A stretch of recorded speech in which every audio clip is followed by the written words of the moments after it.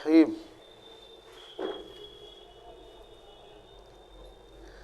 قال رسول اللہ صلی اللہ علیہ وسلم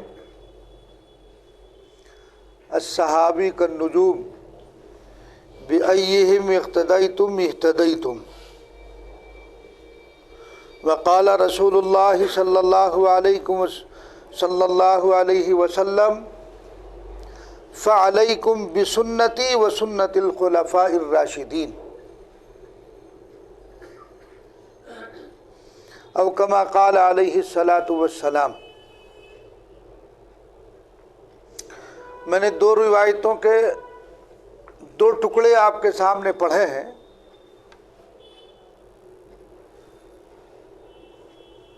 تو ان دو ٹکڑوں میں جو بات بیان کی گئی ہے وہ اب آپ کے سامنے پیش کی جائے گی۔ پہلی بات، الصحابی کالنجوم بأیہم اقتدیتم اہتدیتم، میرے صحابہ مانند ستاروں کے ہیں، تم ان میں سے جس کی بھی اقتدا کر لو گے راہ یاب ہو جاؤ گے۔ اور دوسرا، علیکم بسنتی، لازم ہے تم پر میرا طریقہ، وسنت خلفاء الراشدین المہدیین، اور خلفاء الراشدین کا جو ہدایت یافتہ ہے۔ گویا کہ ان دونوں روایتوں میں یہ بتلا دیا گیا ہمیں کہ صحابہ کرام رضی اللہ تعالی اجمعین حق کے لیے معیار ہے۔ اگر کوئی طریقہ ان کے ہاں رائج ہے تو وہ قابل قبول ہے، اس لیے کہ صحابی وہی کرے گا جو اس نے رسول اللہ صلی اللہ علیہ وسلم سے سنا ہوگا یا کرتے ہوئے دیکھا ہوگا، اپنی طرف سے کچھ نہیں کر سکتا ہے۔ اس لیے کہ جو احتیاط صحابہ کرام رضی اللہ تعالی اجمعین میں تھی وہ ہم میں اور آپ میں نہیں ہے۔ اتنی احتیاط روایت ماجہ ہے، ابن ماجہ میں روایت موجود ہے۔ نبی کریم صلی اللہ علیہ وسلم نے ارشاد فرمایا کہ میری طرف کوئی جھوٹی نسبت نہ کرے، اگر کسی بات کی نسبت میری طرف غلط کی تو اس کا ٹھکانہ جہنم۔ تو صحابہ نے حدیث بیان کرنا چھوڑ دی کہ کہیں ایسا نہ ہو حضور کی طرف نسبت غلط ہو جائے۔ یعنی ان حضرات نے سنا لیکن ان کی احتیاط دیکھیے، پھر بھی احتیاط کر رہے ہیں کہ کہیں ایسا نہ ہو کہ ہم کوئی بات رسول اللہ صلی اللہ علیہ وسلم کی طرف نسبت کر کے بیان کر دیں اور وہ آپ نے بیان نہ فرمائی ہو تو ہمارا تو ٹھکانہ جہنم ہو جائے گا۔ اس کے بعد صحابہ نے نقل کرنا بند کر دیا تھا کہ کہیں جھوٹی نسبت نہ ہو جائے۔ تو جہاں اتنی احتیاط ہو، ظاہر بات ہے کہ اب اگر وہ کوئی عمل کر رہے ہیں یا خود کوئی بات بیان کر رہے ہیں تو یقیناً انہوں نے نبی کریم صلی اللہ علیہ وسلم سے سنا ہے یا حضور پاک علیہ الصلاۃ والسلام کو وہ عمل کرتے ہوئے دیکھا ہے، اور وہی قابل قبول اور قابل عمل ہے۔ اس کے علاوہ ہزار طریقے کوئی ایجاد کرتا ہے وہ قابل قبول نہیں ہوگا۔ قبول وہی ہوگا جو صحابہ نے رسول اللہ صلی اللہ علیہ وسلم سے سنا یا صحابہ نے نبی کریم صلی اللہ علیہ وسلم کو کوئی عمل کرتے ہوئے دیکھا، وہی قابل قبول ہوگا۔ چنانچہ بالخصوص شب برات میں صلاۃ الرغائب پڑھی جاتی ہے۔ اب یہ صلاۃ الرغائب آئی کہاں سے؟ اس کا سنت سے کوئی ثبوت نہیں ہے، سب من گھڑت ہے کہ صاحب شب بارات میں پہلی رکعت میں قل هو اللہ 21 مرتبہ پڑھو، کوئی کرا 50 مرتبہ پڑھو، پھر دوسری میں جو ہے 40 مرتبہ پڑھو، پھر تیسری میں جو ہے 30 مرتبہ پڑھو، پھر دوسری میں 20 مرتبہ پڑھو، پھر چوتھی میں 10 مرتبہ پڑھو۔ کہاں ہے اس کا ثبوت؟ اس کا ثبوت کہاں ہے؟ کہیں نہیں، سب من گھڑت بات ہے کہ صاحب شب برات میں 2 رکعت نماز پڑھ لو تو تمہارے ذمہ جتنی قضائے عمری ہے وہ ساری کی ساری معاف ہو جائیں گی۔ شب برات میں 2 رکعت پڑھنے کی وجہ سے سب، اگر آپ نے 18 سال تک نماز نہیں پڑھی تو سب معاف ہو گئی، اللہ معاف کر دے گا۔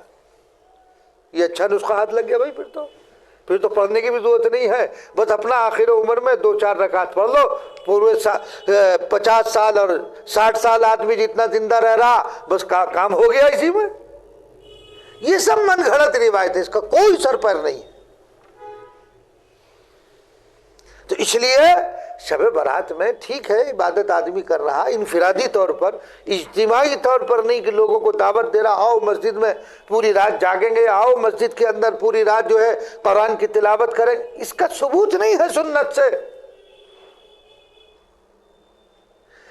اسی طرح تو چیزیں بدعت بن جاتی ہے، جو چیز سنت سے ثابت نہ ہو اور پھر اس کو سنت کے نام پر کیا جائے یا اس کو سنت سمجھ کر کیا جائے، وہی تو بدعت ہے۔ اور ہے کیا بدعت؟ اچھا، ہمارے معاشرے میں الٹی بات ہے، 5 نمازیں جو فرض ہیں، جو قرآن بھی کہہ رہا ہے، قرآن سے ثابت ہے، احادیث شریفہ میں اس کو بتلایا گیا، اس کے لیے تو ہم بے فکر ہیں، اور یہ نفل ہے، نفل کے لیے اتنا اہتمام۔ بتائیے، مطلب آدمی، اللہ نے عقل دی ہے، اس عقل سے سوچے تو صحیح کہ فرائض جس کا چھوٹنے پر گناہ، جس کے چھوڑنے پر گرفت ہے، جس کے چھوڑنے پر عذاب ہے، جس کے متعلق قیامت میں پوچھ ہوگی، جس کے متعلق قبر میں پوچھ ہوگی، اس کا اہتمام نہیں، اور جس پر نہ پڑے کوئی گناہ نہیں، کوئی اس پر پوچھ نہیں، کوئی اس پر سوال آپ سے ہونے والا نہیں ہے کہ آپ نے شب برات میں نماز کیوں نہیں پڑھی تھی، اور قرآن کی تلاوت کیوں نہیں کی تھی، اور تسبیحات کا ورد کیوں نہیں کیا تھا، کوئی گرفت ہونے والی نہیں ہے اگر نہیں پڑھا۔ لیکن فرض کو چھوڑ دیا، گرفت ہوگی۔ تو جس پر گرفت ہے، جس کی تاکید قرآن میں بار بار آئی، احادیث رسول اللہ صلی اللہ علیہ وسلم میں بار بار آئی، اس کا تو ہمیں خیال نہیں، اس کی پابندی نہیں، اور جس کے متعلق چند روایتیں ترغیبی ہو، اس کے لیے بھیڑ جمع ہو جاتی ہے نہیں ہے الٹی بات۔ ہم لوگ غیر ضروری کو ضروری، ضروری کو غیر ضروری قرار دے رہے ہیں۔ تو اس لیے نبی کریم صلی اللہ علیہ وسلم سے کوئی چیز ثابت ہے، آمنا صدقنا، صحابہ سے ثابت ہے، صدقنا، لیکن جس کا ثبوت رسول اللہ صلی اللہ علیہ وسلم سے نہ ہو، صحابہ سے نہ ہو، تابعین سے نہ ہو، تبع تابعین سے نہ ہو، اور پھر اس کو سنت بنا کر پیش کیا جائے، تو وہ کیسے قابل قبول ہوگا؟ تو اس لیے نبی کریم صلی اللہ علیہ وسلم نے نمونہ بتا دیا کہ اگر تم نے یہ صحابہ میرے نمونے ہیں، مانند ستاروں کا ہے۔ آپ نے دیکھا ہوگا پہلے یہ کلومیٹر کہاں تھے، پہلے کلومیٹر نہیں تھے، لوگ کیا کرتے تھے، ستاروں سے اپنی منزلوں کو طے کرتے تھے کہ بھئی فلاں ستارہ فلاں سمت ہے تو ہماری سمت یہ ہے۔ تو وہ ستارے جو ہیں، دیکھو صحابہ اکرام رضی اللہ عنہم اجمعین کو اللہ کے رسول صلی اللہ علیہ وسلم نے کیا فرمایا، الصحابی کالنجوم، میرے صحابہ مانند ستاروں کا ہے۔ جیسے ستارے انسان کی رہنمائی کرتے ہیں، ستاروں کو دیکھ کر اپنی منزل کا رخ طے کیا جاتا ہے، ایسے ہی صحابہ ہے کہ صحابہ کو دیکھ کر اپنے دینی راہ کو متعین کرو۔ آپ نے دیکھا ہوگا، آپ سفر میں جاتے ہیں تو سڑکوں پہ باوجود اس کے کلومیٹر بھی ہیں، ایرو کے نشان بنا دیتے ہیں نا، بڑے بڑے بورڈ لگے ہوئے، اس پہ ایرو کا نشان، کا آپ کو فلاں جگہ جانا ہے تو وہ ایرو بتا رہا ہے نا۔ سمندر میں جہاز چلتے ہیں، سمندر میں جہاز چلتے ہیں، وہ جہاز بھی ستاروں سے اپنی سمت کو متعین کرتے ہیں۔ گویا کہ صحابہ مانند ایرو کے ہیں کہ وہ ایرو بتا رہا ہے کہ تمہاری منزل ادھر ہے، صحابہ کا عمل، صحابہ کا قول، صحابہ کا فعل بتا رہا ہے کہ تمہاری منزل ادھر ہے، سنت کا راستہ یہ ہے، اس سے ہٹے تو یہ بدعت کا راستہ ہو جائے گا، اس سے ہٹے تو سنت کے خلاف ہو جائے گا۔ تو اس لیے آقا نے فرمایا کہ مانند ستاروں کے ہے۔ کیسی لطافت ہے کلام کے اندر کہ ستاروں سے روشنی بھی حاصل کی جاتی ہے۔ آپ نے دیکھا ہوگا کہ جب رات کی تاریکی ہو، سب جگہ اندھیرا ہو اور ستارے جگمگ جگمگ کرتے ہیں تو آدمی چلتا ہے تو روشنی سے بھی راستہ نظر آتا ہے۔ تو ایسے ہی صحابہ ہیں کہ ان کی روشنی سے اپنا رخ صحیح کر لو، اپنا رخ سنت کی طرف کر لو، رسول اللہ صلی اللہ علیہ وسلم کی طریقے کی طرف بنا لو۔ تو لہذا جو چیز سنت سے ثابت نہ ہو اور صحابہ سے ثابت نہ ہو تو وہ دین کیسے ہو سکتا ہے؟ اس لیے کچھ لوگ کیا کہتے ہیں کہ صحابہ معیار حق نہیں ہے، صحابہ کی بات حق کے لیے معیار نہیں ہے، ان کو نہیں مانا جائے گا۔ ارے اگر صحابہ کو بیچ سے نکال دیں گے تمہارے پاس کیا بچے گا؟ یہ دین تو صحابہ کے واسطے سے ہم تک پہنچا ہے، یہ قرآن صحابہ کے واسطے سے ہم تک پہنچا ہے، یہ احادیث رسول صلی اللہ علیہ وسلم صحابہ کے واسطے سے پہنچی ہے۔ اگر صحابہ کا واسطہ ختم کر دو گے دین اد کچرا رہ جائے گا، دین کا حلیہ بگڑ جائے گا۔ تو اس لیے علامہ ابن کثیر رحمۃ اللہ علیہ نے لکھا ہے البدایہ والنہایہ میں، الصحابی کلہم عدول، تمام صحابہ جو ہے وہ عادل ہے۔ لہذا کسی صحابی پر جرح نہیں کی جا سکتی ہے کہ فلاں صحابی منافق ہے نعوذ باللہ اور فلاں صحابی ایسے ہے، نہیں۔ رضی اللہ عنہم ورضوا عنہ، قرآن میں فرما دیا گیا اللہ ان سے راضی، وہ اللہ سے راضی۔ جب اللہ ان سے راضی ہے اور وہ اللہ سے راضی ہے تو کسی کو منافق کہنے کا حق کیا ہے؟ آپ سے یہ نہیں پوچھا جائے گا قیامت میں کون صحابی منافق تھا غیر منافق تھا، یہ تقسیم جو آپ کر رہے ہیں یہ نہیں پوچھا جائے گا آپ سے۔ اپنی فکر کرو، کہیں آپ تو نہیں منافقین کی فہرست میں، کہیں منافقین کے زمرے میں آپ تو کھڑے ہوئے نہیں ہیں۔ تو اس لیے صحابہ کرام رضی اللہ تعالی اجمعین نے جو بات بیان فرمائی اس کو حرز جاں بنا لی جائے، اس لیے کہ ظاہر بات ہے کہ انہوں نے وہ رسول اللہ صلی اللہ علیہ وسلم سے سنی ہے، ان کی عملی زندگی میں کوئی چیز ہے تو اس کو اپنانا چاہیے، ان پر جرح نہیں کرنی چاہیے۔ بہرحال میرے بتانے کا مقصد یہ ہے چونکہ جو رات آنے والی ہے اس رات میں بہت ساری باتیں ایسی ہیں جو بغیر سر پیر کی ہیں، جیسے میں نے بتایا ابھی صلاۃ الرغائب، ہزارہ نماز، ایک نماز کا نام ہے ہزارہ۔ ارے بھئی ہزارہ نام کیا ہے؟ اور وہی میں نے بتایا قضاء عمری کے لیے لکھا ہوا ہے، بعض کتابوں میں اردو کی کتابوں میں لکھا اس رات میں شب بارات میں 2 رکعت نماز پڑھ لو قضاء عمری کی نیت سے تو تمہاری ساری نمازیں معاف ہو جائیں گی۔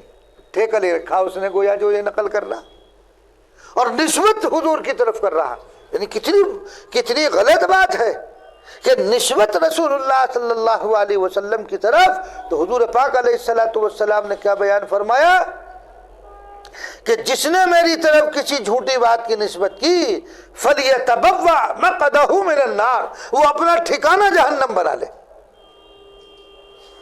اور ہم بے دھڑک حضور کی طرف نسبت کر دیتے ہیں جب تک یقین سے معلوم نہ ہو، کسی محقق عالم سے سنی نہ ہو اور اس کی جب تک تحقیق نہ ہو ایسی ہوائی حدیث کو بیان نہیں کرنا چاہیے۔ آج ہر کس و ناقص کھڑا ہو کر کے حضور نے یہ فرمایا، ابے تحقیق بھی ہے یہ حضور کا فرمان ہے کہ نہیں ہے؟ واقعی اگر حضور کا فرمان ہے پھر اس پر عمل کرو۔ حضرت امیر معاویہ رضی اللہ تعالیٰ عنہ روم کو فتح کیا ہے، تو جب فتح کیا ہے کس طرح کیا ہے؟ جنگ جاری رہتی تھی، آپس میں معاہدہ ہوا کہ اب جو ہے فلاں تاریخ تک ہماری جنگ بند ہے، بند کر دی، جنگ بند ہو گئی، کوئی بات نہیں۔ حضرت امیر معاویہ رضی اللہ تعالیٰ عنہ نے اپنی فوجوں کو حکم دیا کہ دشمن سرحد پر چلے جاؤ اپنی سرحد میں رہو، لیکن جب جو معاہدہ ہمارے اندر ہوا ہے وہ معاہدہ گزر جائے اور اس کے بعد جو سورج طلوع ہو، کہ اس جو سورج طلوع ہو رہا ہے وہ اس دن میں ہے کہ ہمارا معاہدہ ختم ہو چکا ہے، گزر چکا ہے، حملہ کر دینا۔ دشمن بے خبر ہوگا اور تم کامیاب ہو جاؤ گے۔ ایسے ہی ہوا، ایسے ہی ہوا، دشمن بے خبر تھا، اس ملک کو فتح کر لیا۔ حضرت امیر معاویہ رضی اللہ تعالیٰ عنہ نے دیکھا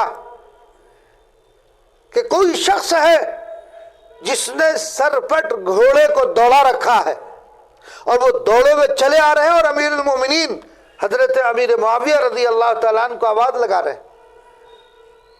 جب وہ قریب آئے تو حضرت امیر معاویہ رضی اللہ تعالیٰ عنہ نے دیکھا کہ اچھا یہ تو عمرو بن ابسا رضی اللہ تعالیٰ عنہ صحابی رسول صلی اللہ علیہ وسلم ہے، وہ ہے۔ وہ قریب آئے اور قریب آ کر کیا کہتے ہیں؟ امیر المومنین۔ اس وقت تو امیر المومنین ہے۔ حضرت عمرو بن ابسا کہتے ہیں مومن کا کام وعدے کی پابندی ہے، وعدے کی خلاف ورزی یہ مومن کا شیوا اور شعار نہیں ہے۔ حضرت امیر معاویہ رضی اللہ تعالیٰ فرماتے ہیں کہ میں نے کون سے وعدے کی خلاف ورزی کی ہے، میں نے کون سا عہد کو توڑا ہے؟ تب حضرت عمرو بن ابسا رضی اللہ تعالیٰ عنہ نے فرمایا میرے کانوں میں آقا کی آواز آج بھی گونج رہی ہے۔ کیا کہ جب کسی سے کوئی معاہدہ کرو پورا ہو جائے، جب تک اس کو اطلاع نہ کرو تب تک اس پر حملہ آور مت ہو۔ آپ بغیر اطلاع کیے حملہ، آپ نے اطلاع کیے بغیر حملہ کیا تو اس کی خلاف ورزی ہوئی۔ حضرت امیر معاویہ رضی اللہ تعالیٰ عنہ نے فرمایا کیا واقعی تم نے یہ بات آقا سے سنی ہے؟ حضرت عمرو بن ابسا کہتے ہیں آج بھی میرے کانوں میں آقا کی آواز گونج رہی ہے، یہ بات میں نے براہ راست رسول اللہ صلی اللہ علیہ وسلم سے سنی ہے۔ حضرت امیر معاویہ رضی اللہ تعالیٰ نے فرمایا اگر واقعی تم نے یہ بات سنی ہے، جس جگہ آپ کا گھوڑا کھڑا ہوا تھا اسی جگہ سے واپس ہو گئے اور وہ جیتا ہوا ملک جو ہے، فتح کیا ہوا ملک دشمن کے حوالے کر دیا کہ یہ پکڑو اور ہم جا رہے ہیں۔ یہ تھے صحابہ کہ ذرا سی آقا کی بات سامنے آ گئی سب کچھ قربان، چھوڑ دیا اس کو۔ اور آپ اور ہم کیا کرتے ہیں؟ احادیث شریفہ ہمارے سامنے آتی ہیں، آیات قرآنیہ ہمارے سامنے آ جاتی ہیں، لیکن پھر بھی ہمارے اوپر جوں نہیں رنگتی ہے، ہماری زندگی کا پہیہ وہی چل رہا جیسے چل رہا تھا۔ خلاف ورزی ہی خلاف ورزی ہے۔ ان کے جو کچھ صحابہ رسول صلی اللہ علیہ وسلم آقا کے فرمان کو سنا اور فرمایا کہ یہی سے واپس ہو جاؤ، دشمن کے حوالے کر دو۔ دنیا میں اس واقعے کی کوئی مثال پیش نہیں کر سکتا ہے دنیا کی تاریخ میں کہ جیتے ہوئے فتح کیے ہوئے ملک کو صرف اس بنیاد پر کہ آقا کی مخالفت لازم آ رہی ہے اسے واپس کر دیا ہو، دنیا کی تاریخ میں کوئی ایسا واقعہ پیش نہیں کر سکتا۔ ہاں ایسے واقعات ملیں گے، اسلحہ تلاش کرنے کے بہانے ملک میں داخل ہوئے اس ملک پر قبضہ کر لیا، ایسے ملیں گے، ایسے ملیں گے کہ ایک ملک دوسروں کا ہے، زبردستی قوت کی بنیاد پر، طاقت کی بنیاد پر اس ملک پر، اس جگہ پر قبضہ کرنا چاہتے ہیں، ایسے ملیں گے۔ صحابہ میں نہیں ملے گی یہ تاریخ، کیوں؟ ان کا مقصود ملک کی زمام کار ان کا مقصد نہیں تھی کہ یہاں کا نظام ہمارے ہاتھ میں آ جائے، ہمارے قبضے میں آ جائے، ہم حاکم بن جائیں، سلاطینوں میں ہمارا شمار، یہ مقصد تھا ہی نہیں۔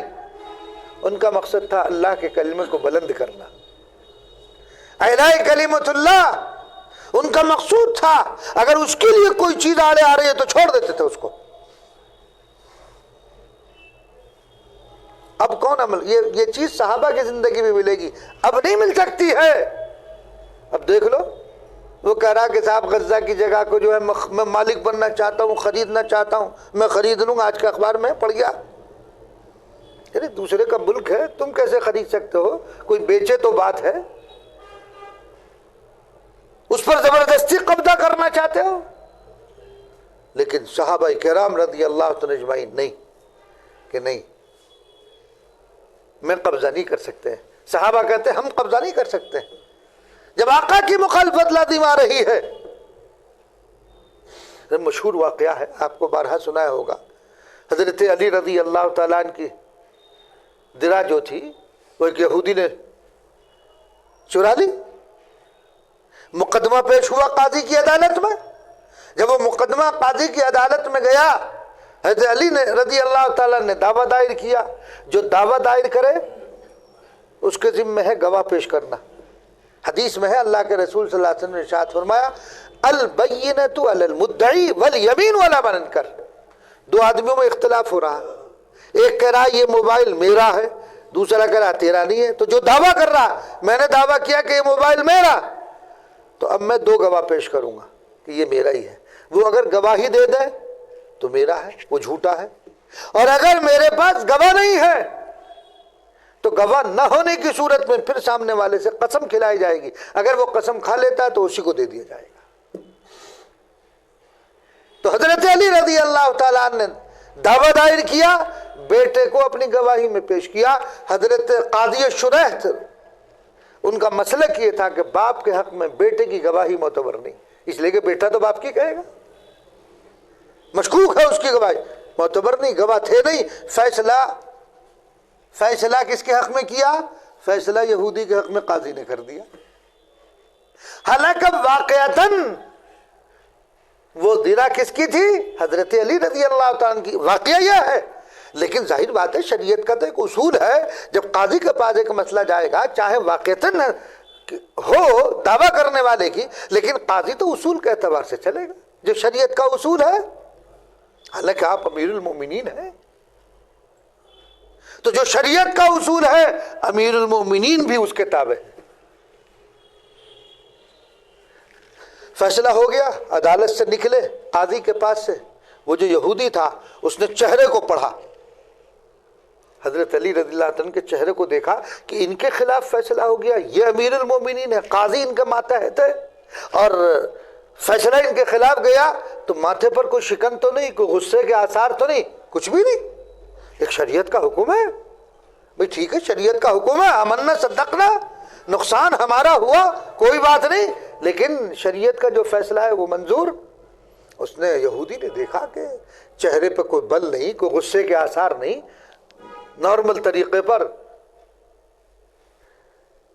تو اس کے بعد وہ جو ہے درع لے کر آیا اور وہ حضرت علی رضی اللہ تعالیٰ کو پیش کرنے لگا کہ واقعی یہ درع تو آپ ہی کی تھی۔ حضرت علی رضی اللہ تعالیٰ نے فرمایا کہ تم رکھو، جس وقت قاضی شریح نے فیصلہ کیا تھا میں نے ہدیے کی نیت کر لی تھی، تمہیں ہبہ کی نیت کر لی تھی کہ میں نے تمہیں ہبہ کر دیا، پھر وہ یہودی ایمان لے آیا۔ یہ ہے اسلام کی تعلیم، تو باوجود اس کی کہ اپنی چیز ہے لیکن شریعت کے مطابق ہم وہاں گواہ نہیں پیش کر پا رہے، ہم اپنا دعویٰ شریعت کے مطابق نہیں پیش کر پا رہے، لہذا فیصلہ نہیں ہوا، دوسرے کے حق میں ہو گیا۔ دیکھو یہ واقعہ قیامت تک کے لیے نذیر بن گیا، وہ ایمان میں داخل ہو گیا، وہ یہودی نے دیکھا کہ اچھا اس مذہب کی تعلیم یہ ہے، تو یہ ہے مذہب اسلام کی تعلیم، یہ ہے صحابہ کرام رضی اللہ عنہم اجمعین۔ تو اس لیے یہ معیار حق ہے، حق کے لیے معیار ہے۔ تو بہرحال ان کی تعلیمات جو کچھ یہ عمل کر رہے ہیں، جو کچھ بتلا رہے ہیں، جو ان کے توسط سے پہنچا ہے وہ بالکل صحیح اور برحق ہے، اس کو ہمیں ماننا ہے۔ اس لیے کہ یہ اللہ کے رسول صلی اللہ علیہ وسلم نے ان کو نمونہ بنایا، یہ مثل ستاروں کے ہیں کہ ستاروں سے منزلیں طے کرتا ہے، ہم ان سے اپنی منزل طے کر رہے ہیں، رسول اللہ صلی اللہ علیہ وسلم کی سنت کی منزل ان کے ذریعے سے طے ہوگی، انہیں بیچ میں سے نکال دو گے گڑبڑا جائے گا دین۔ تو بہرحال تو جو رات آنے والی ہے اس رات میں بہت ساری باتیں بے سر و پے کی ہیں۔ عبادت کرو، اجتماعی طور پر نہیں، انفرادی طور پر جتنا ہو سکتا ہے، کوئی ضروری نہیں 100 رکعت پڑھنی ضروری ہے، پورا قرآن ختم کرنا ضروری ہے، 1 لاکھ جو ہے وہ تسبیح فاطمہ پڑھنی ضروری ہے، 70,000 مرتبہ درود شریف پڑھنا ضروری، ایسا کچھ نہیں۔ دیکھو اللہ نے ہمیں جو شریعت دی ہے کیسی پیاری شریعت ہے، جس میں تمہیں آسانی ہے کرو۔ اور حضرت عمر رضی اللہ تعالیٰ عنہ کیا فرما رہے ہیں؟ میرے نزدیک وہ آدمی بہتر ہے عشاء کی نماز پڑھ کر جماعت کے ساتھ سو جائے اور صبح کو فجر کی نماز جماعت کے ساتھ پڑھ لے، اس آدمی سے کہ رات بھر عبادت کرتا رہا اور فجر کو قضا کر دیا۔ رات بھر عبادت کرتا رہا، فجر کو قضا کر دیا، تو کیا فرمایا؟ میرے نزدیک وہ بہتر ہے عشاء جماعت سے پڑھ کر سو جاؤ، فجر جماعت کے ساتھ پڑھ لو، پوری رات ثواب ملے گا۔ اس لیے کہ آپ سوئے، نیت یہ تھی کہ اللہ فجر میں اٹھا دے، میری آنکھ کھل جائے، میری فجر نہ چھوٹ جائے، تو عبادت میں لکھی گئی۔ اب یہ ڈینگے مارتا پھر رہا کہ میں نے تو رات ایک قرآن پورا کیا ہے، کوئی کہہ رہا کہ جی میں نے تو جو ہے 200 رکعت نماز پڑھی، کوئی کہہ رہا میں نے تسبیح اتنی پڑھی ہو، کس کے لیے پڑھی؟ اپنے لیے پڑھی، ہمیں اس سے کیا فائدہ ہو رہا؟ اور تو جو یہ جتلا رہا ہے ختم، جو اجر ملنا تھا وہ بھی ختم کر دیا۔ تو ہمارا تو حال یہ ہے، ہاضمہ بڑا کمزور ہے ہمارا، ہے نا، بڑا کمزور ہے ہاضمہ۔ صبح کو بتائے گا ضرور کہ بھائی میں پوری رات جاگتا رہا، فجر پڑھ کے سویا تھا، بھائی ظہر میں اٹھا۔ کوئی پوچھ رہا تھا تیرے سے کہ فجر پڑھ کے سویا تھا یا عشاء پڑھ کے سویا تھا یا جو ہے کب سویا تھا، کوئی پوچھ تو نہیں رہا۔ تو یہ جو گاتا پھرتا ہے، بتاتا پھرتا ہے کہ میں نے یہی اعمال کیے، قرآن کیا کہہ رہا ہے؟ لا تبطلوا صدقاتکم بالمن والاذى، اپنے صدقات کو جتلا کر، لا تبطلوا صدقاتکم بالمن، جتلا کر، باطل مت کرو۔ تم نے جتلا دیا تو خراب، اس کا ثواب کہاں ملے گا پھر؟ اس لیے کہ دیکھو بتلاتے وقت انسان کے دل میں بڑائی آ سکتی ہے نا، اور جہاں بڑائی آئی ختم۔ تو اس لیے اللہ تبارک و تعالیٰ جو توفیق دے دے اتنا کر لو، اور اگر نہیں کرتے ہو عشاء پڑھ کر سو جاؤ، اور سونے کے بعد فجر جماعت سے پڑھ لو بس۔ لیکن ہمارے ہاں اب دیکھیو آپ، نئے نئے کپڑے پہنے جائیں گے، غسل ہو رہا ہے، نئے کپڑے پہنے جا رہے ہیں، صاحب کہاں جا رہے ہیں؟ کہ جی قبرستان جا رہے ہیں۔ کیا کرنے جا رہے ہیں؟ جی فاتحہ پڑھنے جا رہے ہیں۔ صاحب قبرستان کو بھی جگمگا رکھا ہے، وہاں لائٹیں لگی ہوئی ہیں، اور صاحب چونا بھی ڈال رکھا ہے، اور وہاں باقاعدہ چائے اور کافی کا انتظام ہو رہا ہے، اور باقاعدہ ٹینٹ بنا ہوا ہے، نمازیں بھی پڑھی جا رہی ہیں، جیسی بہت سی پڑھ لی، گپاسٹنگ ہو رہی ہے، ہر منٹ کے بعد چائے اور کافی چل رہی ہے، ایک ہجوم ہے۔ اس کے یہ کوئی دینداری تھوڑی ہے۔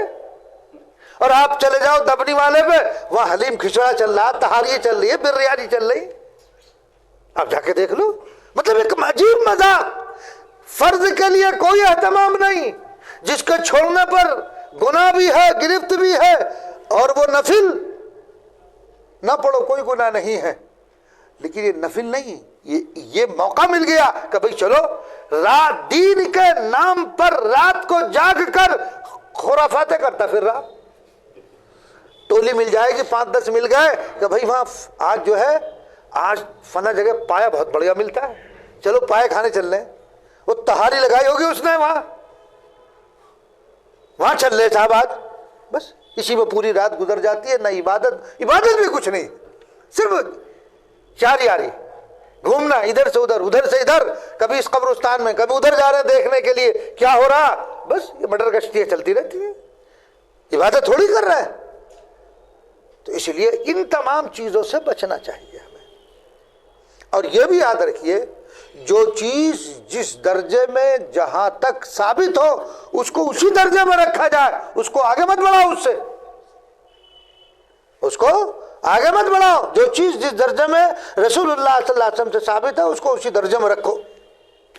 تو اس لیے ان تمام خرافات سے بچو، اللہ توفیق دے، گھر پر پڑھو، مسجد میں آ کر اجتماع نہ کرو، مسجد میں آ کر اجتماع کرنے کی کوئی ضرورت نہیں ہے۔ دیکھو جو نفلی عبادات ہیں اس میں اجتماعی شکل میں ریا کا شبہ ہوتا ہے، آدمی کے دل میں آ جاتا ہے، نیت باندھ رکھی، ذرا قرات لمبی کر دی، لوگ اور آنکھیں کنکھیوں سے دیکھ رہا ہے ادھر ادھر، مجھے کوئی دیکھ بھی رہا نہیں دیکھ رہا ہے نا، تاکہ لوگ یہ کہیں کہ وہ بڑی لمبی نماز پڑھتا تھا، یہ بڑی دیر سے پوری رات اسے نفلیں پڑھتے ہوئے ہو گئی صاحب۔ حالانکہ حکم کیا ہے؟ فرض مسجد میں پڑھو، سنت بھی بہتر یہ ہے کہ گھر جا کے پڑھو، سنت ہے گھر جا کر کے پڑھو. اور ظاہر بات ہے جب سنت کے لیے حکم یہ تو نفل تو بدر جاؤ نا, گھروں جا کر کے پڑھو, وہ زیادہ فضیلت کی بات ہے, تاکہ گھر میں بھی سجدے ہوتے رہے, اللہ کا ذکر ہوتا رہے, تاکہ گھر کا ماحول ایک نورانی ماحول بنتا رہے. بڑے مقاصد ہیں اس کے پیچھے. لیکن نہیں مسجد میں جمع ہوں گے, کوئی ضرورت نہیں مسجدوں میں جمع ہونے کی. اپنے اپنے گھر پر جتنی دیر کر سکتے ہو کرو, اور باقی سو جاؤ. اور اگر نہیں چاہ رہا تھکے وہ ہو, عشاء پڑھو اور سو جاؤ اور فجر جماعت سے پڑھ لو. شریعت نے عبادت, کوئی مخصوص عبادت اس رات میں نہیں ہے.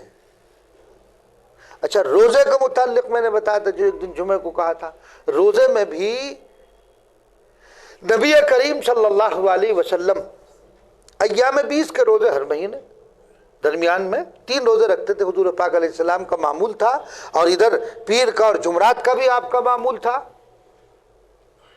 اور 15 شعبان کا خاص طور سے روزہ رکھنا, صرف 15 شعبان کا, اس کو بہت سے علماء نے جو ہے کہا کہ یہ ثابت نہیں ہے. تنہا روزہ رکھنا کسی صحیح حدیث سے ثابت نہیں ہے. وہ روایت ہیں, ضعیف ہیں, اس پر راوی ہیں, نقل کرنے والے اس روایت کو, ان پر کلام ہے. بہرحال وہ ایک علمی بات ہے. لیکن اگر آپ کو روزے رکھنے ہیں تو 3 رکھو, 13, 14, 15, ٹھیک ہے. یہ ایام 20 کے روزے رکھو. اور وہ حضور کا معمول تھا پورے سال. یہ نہیں کہ صرف آپ نے شعبان میں رکھے ہو. تو جو حضور کا معمول ہے پورے سال آپ رکھ رہے ہیں, وہ کیوں نہیں رکھتے؟ حالانکہ وہ تو سنت سے ثابت ہے, تمام حدیث کی کتابوں میں موجود ہے. تو اس لیے روزہ بھی رکھو تو تنہا نہیں, 3 رکھو پھر ایام 20 کے. یا کوئی روزہ رکھتا ہے, اس کا معمول ہے, اب اسی میں 15 شعبان بھی آ گئی تو کوئی حرج کی بات نہیں ہے, اس کے لیے کوئی حرج نہیں جو رکھتا ہے. اور پھر یہ بھی مستحب ہے. کیا ہے؟ سنت نہیں. ہاں یاد رکھنا, سنت نہیں. بعض فقہاء نے لکھا مستحب. اور مستحب کا مطلب کیا ہے؟ کر لیا تو اجر مل گیا, نہیں کرا کوئی گناہ نہیں. اور ہمارے ہاں کیا ہے؟ تیرا روزہ نہیں آج, پوچھتا نا تیرا روزہ نہیں, یعنی یہ بتانا چاہتا میرا روزہ ہے. کیا مطلب ہے پوچھنے کا؟ یہ ظاہر کرنا کہ میرا روزہ ہے. بھئی ٹھیک ہے, مستحب ہے, نہیں رکھا تو تم پوچھ کیوں رہے؟ تو کیا ضرورت ہے پوچھنے کی؟ تو مستحب تم نے رکھ لیا, اچھی بات ہے. کسی نے نہیں رکھا تو اس پر تان مت کرو, بڑا ہٹا کھٹا پھر رہا, تو کھاتا پھر رہا. بھائی روزہ نہیں رکھے جاتے؟ ارے بھائی اتنی تلقین کر رہے ہو آپ, اس کی ضرورت کیا ہے؟ تلقین کرو کہ فرائض کا اہتمام کرو, جماعت کے ساتھ, تکبیر اولیٰ کے ساتھ نماز کا اہتمام کرو. رمضان آ رہا ہے, مستعد ہو جاؤ, تیار ہو جاؤ, روزہ رکھو. تو اس لیے ہمیں جو اللہ نے شریعت دی ہے وہ اس میں بڑا اعتدال ہے, اس میں افراط اور تفریط نہیں ہے. کہ صاحب حائضہ عورت کو حیض آ رہا تو اس کے ہاتھ کا کھانا بھی نہیں کھانا, اسے الگ ڈال دیا, بالکل الگ تلگ. لیکن ہماری شریعت نے کیا کہا کہ نہیں, اس کے ہاتھ کا پکا ہوا کھانا بھی کھا سکتے ہیں, برابر میں سویا بھی جا سکتا ہے, اور بس وہ عبادت نہیں کرے گی. جو پابندیاں کی گئی ہیں, قرآن کی تلاوت نہیں کر سکتی, نماز نہیں پڑھ سکتی, تسبیح پڑھ سکتی ہے. یہ لکھا فقہ نے, فتاوی ہندیہ میں موجود ہے کہ اگر حائضہ ہو تو اس کو چاہیے کہ وضو کر کے مصلی بچھا کر قبلہ رخ نماز کا جب وقت آیا کرے تو اس وقت پر 5-7 منٹ تسبیح پڑھ لیا کرے, تاکہ وہ عادت باقی رہے. یہ ہے, یہ ہماری شریعت میں اعتدال ہے. موسیٰ علیہ السلام کے کپڑے پر نجاست لگے, کاٹ دو, کپڑا کاٹو, کاٹنا تھا اس کو ضروری. اور ہمیں دھو دو, ہو گئے صاحب, مسئلہ ختم. شیشہ ہے, اس پر کسی نے پخانہ کر دیا, کپڑے سے صاف کر دو, پاک ہو گیا, دھونے کی بھی ضرورت نہیں. تو کیسی ہمیں معتدل شریعت دی گئی ہے, تو اس میں افراط اور تفریط نہیں ہے. تو بہرحال جو چیز ثابت ہو جس درجے میں اسی کے مطابق عمل کرے، اپنی طرف سے کوئی اس میں حذف و اضافہ یا اپنی طرف سے اس کو بیان نہ کرتے پھرے۔ عبادت کرو گھر میں کرو، کوئی ضرورت نہیں ہے۔ قبرستان جو جانے کا معمول بنا رکھا یہ بھی صحیح نہیں ہے۔ بھئی قبرستان ایصال ثواب ہی تو مقصود ہے، گھر میں بیٹھو جو پڑھا ہے دعا کرو، اے اللہ جو ہم نے پڑھا ہے نبی کریم صلی اللہ علیہ وسلم کے توسط سے اور صحابہ کو پہنچ کر تابعین طب تابعین سے پہنچ کر ہمارے والدین کو متعلقین کو فلاں فلاں کو پہنچ جائے گا، پہنچ گیا تو ایسا آٹومیٹک اللہ نے نظام بنا دیا۔ تم پڑھو دل میں نیت، یہ بھی نہیں کر سکتے دل میں نیت کر لو اللہ اس کا ثواب میرے والدین کو پہنچ گیا۔ اب وہاں جا کر بھیڑ جمع کرنا بلا وجہ اور اس بھیڑ کا سبب بننا، یعنی ظاہر بات ہے کہ 2 آدمی گئے ہوئے 3 اور گئے تو اس کی رونق بڑھا دی، اس کی رونق بڑھ گئی نہیں بڑھ گئی، تو کیوں بننا ہو ایسی چیز کی رونق؟ تو اس لیے ان تمام چیزوں کا ہمیں احتیاط سے کام لینا چاہیے، فرائض پر توجہ دو، سنن پر توجہ دو، ان چیزوں کو دیکھنا چاہیے۔ بھائی جماعت جو سنت موقدہ ہے، جماعت سنت موقدہ ہے، قبرستان جانا سنت موقدہ نہیں ہے۔ ہم سنت موقدہ کا لحاظ نہیں کر رہے، بیٹھے ہوئے ہیں، چائے چل رہی ہے، گپ شپ ہو رہی ہے اور جماعت نکل گئی، تکبیر اولیٰ فوت ہو گئی، پہلی دوسری رکعت میں پہنچ رہا، تیسری میں پہنچ رہا۔ تو جو چیز سنت موقدہ ہے اس کا اہتمام نہیں، جو فرائض ہے اس کا اتنا اہتمام نہیں، نوافل کا اتنا اہتمام۔ تو بہرحال کوئی مخصوص عبادت اس رات میں ثابت نہیں، عبادت کرو گھروں میں کرو، جتنی اللہ توفیق دے کر کے اور پڑھ کے سو جاؤ، نہیں جی چاہ رہا ہے تھکے ہوئے ہو عشاء پڑھو اور سو جاؤ اور فجر کی نماز جماعت سے پڑھ لو۔ اللہ تعالیٰ مجھے بھی آپ کو بھی عمل کی توفیق عنایت۔ ہاں بتاؤ جی، جب کھانا پینا ہی جو ہے اس دن میں جو ہے صاحب کھانے پینے کی جو چیزیں میں نے بتائی صاحب، کہیں حلیم بننا، کہیں کھچڑا بننا، کوئی اور چیزیں بننی، اور جو حلوہ والا بنتا ہے اس کا بھی کوئی ثبوت نہیں ہے۔ یہ سب جو ہے کھانے پینے والے کچھ لوگ رہے ہوں گے، انہوں نے اس کو ایجاد کر دیا ہے، نسبت صحابہ کی طرف اور نسبت جو ہے آقا کی طرف کر دی، ایسا کچھ نہیں ہے۔ وہاں حلوہ کہاں تھا، وہاں تو روٹی نصیب نہیں ہوتی تھی۔ حضور صلی اللہ حضرت عائشہ رضی اللہ تعالیٰ عنہ فرماتی ہے 1 مہینہ ہو جاتا تھا ہمارے گھر میں چولہا ہی نہیں جلتا تھا، تو وہاں حلوہ کہاں تھا بھائی؟ 1 مہینہ ہو جاتا تھا، کہا 1 مہینہ ہو جاتا تھا ہمیں گیہوں کی روٹی میسر نہیں ہوتی تھی۔ غزوہ خندق کے موقع پر ایک صحابی آئے اور بھوک سے لاچار ہیں، نبی کریم صلی اللہ علیہ وسلم نے پیٹ سے کپڑا ہٹایا تو دیکھا تو 2 پتھر بندھے ہوئے تھے، ان صحابی نے بھی پتھر باندھ رکھا تھا، حضور نے کپڑا ہٹایا تو 2 پتھر بندھے ہوئے تھے، بتایا کہ تم ہی نہیں میں بھی اس میں شریک ہوں اور تم سے اعلیٰ درجے میں ہوں، تم سے اعلیٰ درجے میں ہوں، یہ ہے ہمیں یہ سکھایا گیا۔ تو اس وقت کہاں حلوے تھے جو حلوہ لیے پھرنے، پتہ نہیں کہاں سے وہ حلوے کھانے والے ہی ہوں گے سارے۔ اللہ تعالیٰ ہماری حفاظت فرمائے اور ہمیں صحیح معنی میں سنت و شریعت کا متبع بنائے۔ اللہم صلی علی سیدنا و نبینا و مولانا محمد عبدہ و رسولہ ربنا ظلمنا انفسنا وان لم تغفر لنا وترحمنا لنکونن من الخاسرین۔ اے اللہ ہمارے گناہوں کو خطاؤں کو درگزر فرما، ہمیں سنت و شریعت پر عمل کرنے کی توفیق عنایت فرما، ہر بیماری سے اللہ ہماری حفاظت فرما، ہمارے ظاہر کو بھی درست فرما دے، باطن کو بھی درست فرما دے، ہماری ظاہری بیماریوں کو بھی دور فرما، باطنی بیماریوں کو بھی دور فرما، سنت و شریعت پر چلنے کی توفیق عنایت فرما، سنت بدعات سے، رسومات اور خرافات سے اے اللہ ہماری اور ہماری نسلوں کی حفاظت فرما، ہم سب کو سنت کا پیروکار بنا، اے اللہ سنتوں پر عمل کرنے والا بنا دے۔